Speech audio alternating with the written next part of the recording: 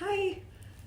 So, when you have a hearing or speech disorder, it is amazing when you suddenly can hear because you finally got hearing aids and suddenly you're picking up on sounds that you haven't heard ever in your entire life. And you're asking people, what the heck is even that? Or, jumping because you have suddenly learned what hail on a tin roof sounds like. But there's also certain words that you use every single day that suddenly you're like, wait, but is that even how it's pronounced? How else would I pronounce this?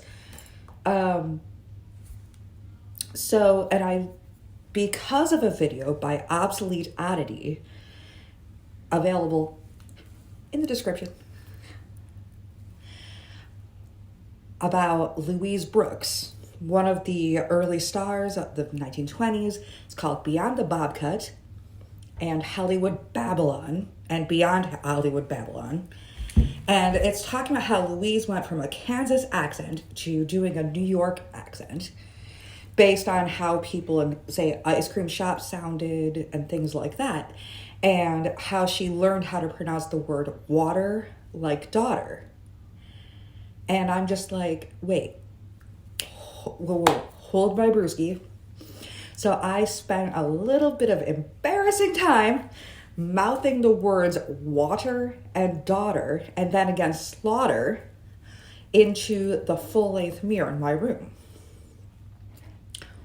Water, daughter, slaughter. And okay, wow, accents are very weird. Of course, I have heard some people say from Brooklyn, because I have a few friends with that particular accent on the phone, and they might say water, stuff like that. And I'm thinking, okay, first of all, what even is an accent? And apparently, according to Wikipedia, which is not the best source, do not use it, in music, an accent is an emphasis, stress, or stronger attack placed on a particular note or set of notes or chord, either as a result of its context or specifically indicated by the accent mark. Accents contribute to the articulation prosody of a performance of a musical phrase. Accents may be written into a score or part by a composer or added by the performer as part of his or her interpretation. So what is speech if not a form of music?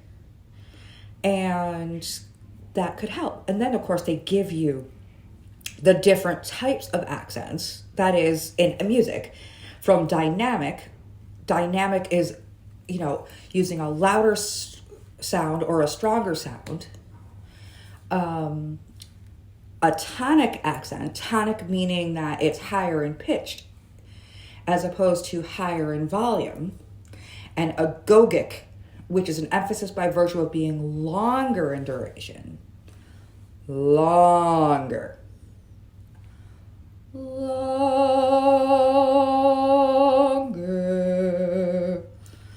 And so on and so forth. So, and then of course, geography plays a big part in how we shape our words. And of course, you hear people talking about deaf accents. And apparently, when signing, people from different areas around the world will have a different way of shaping the words and letters, especially since certain places have different signs for different things. So sometimes, apparently, there's that. And what some people refer to as a deaf accent are the way that a deaf person sounds when they speak, which doesn't apply to everyone with a hearing disorder. Some people with hearing disorders, you wouldn't be able to tell unless you really paid attention, or, they couldn't hear you, and said something like, wait, what? I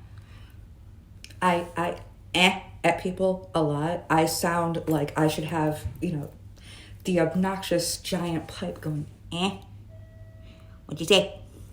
So accents are flipping ridiculous. But they're so much fun. And of course, it does mean that on occasion, now that I can pick up on things with the help of my hearing aids, I'm going, wait, what do I sound like? How do I? And apparently it's, you don't quite fit into the area that you come from with how you speak. And I guess it can sound somewhat affected, possibly because of the fact that I've had a lot of speech therapy. So, there's a bit of artificiality. But also, human beings will always put their own spin on things, and you can hear a perfectly, capable and completely raised in the sticks kind of girl who might occasionally put on a bit of a cityfied accent, that's nuts, and pronounce things differently or without the propriety. And it's kind of fun to kind of wonder and think about all these things, but also does give you a tiny bit of I feel like I don't know how the heck things are coming out sometimes. And that's okay. Of course, probably because I don't always hear myself, because hello, which also explains why volume can be such a pain in the butt. It's either way too loud or when I don't intend to, which has caused upwards of a gazillion problems. So what I'm going to say is, language is fun. Make sure you play with language as much as possible. Enjoy it. Have fun with it. See what you can do. Do you have your own signature that you put on things just by opening your mouth? And what other words are out there that you might end up being surprised by? All I know is language is fun, and it's fun to play with. Have a good time, and keep on talking about things that are uncomfortable.